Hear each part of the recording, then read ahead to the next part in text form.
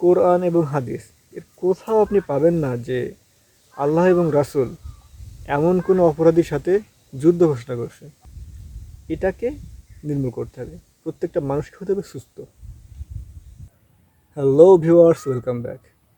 তো গতদিন আমরা আলোচনা করেছিলাম যে আমরা আসলে প্রত্যেকেই মানসিক রোগী এবং এই রোগের ওষুধ কী সেটাও আমরা আলোচনা করেছিলাম। তো আজকে আমরা আলোচনা করব সামাজিক ব্যাধি নিয়ে। এখন প্রশ্ন আসতে পারে, মানুষের শরীরে রোগ হয়, মনে রোগ হয়, সমাজেও কি রোগ হয়? হ্যাঁ, সমাজেও রোগ হয়। তাহলে সমাজে সেই রোগগুলো কেমন এবং কখন হয়? চলুন জানা যাক এবং শুরু করা যাক।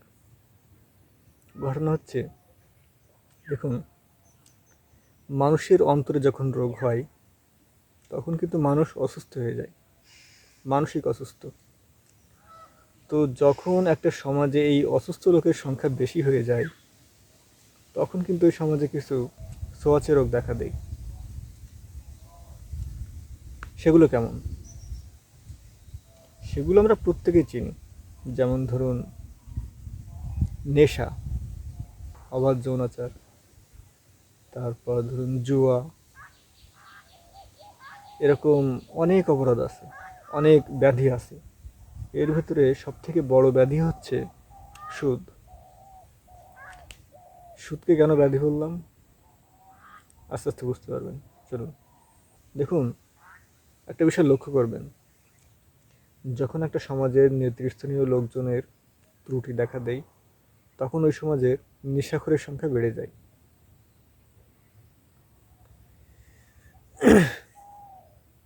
এবার অবাধ যৌনাচার, এটা কেমন ব্যাধি?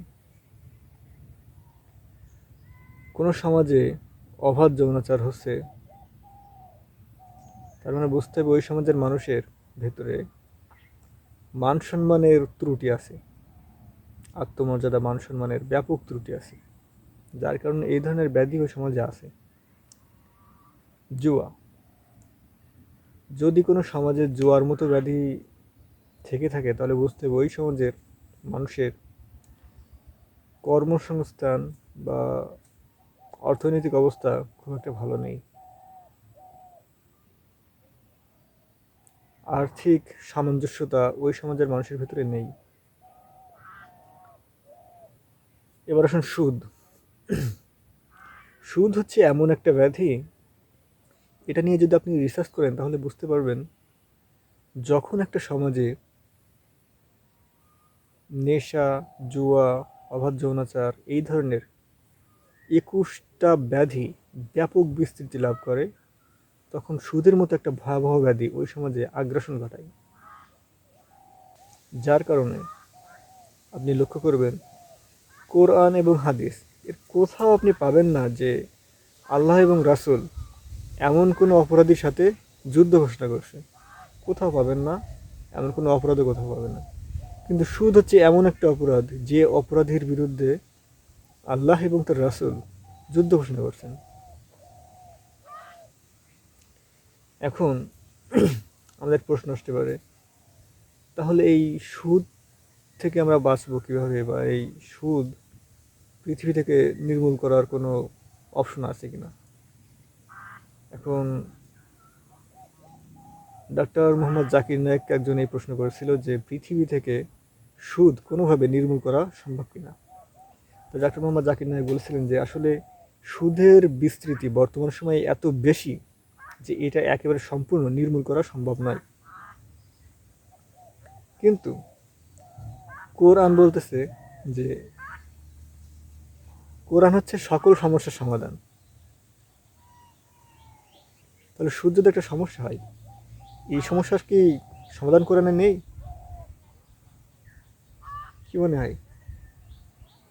অবশ্যই আছে, অবশ্যই আছে।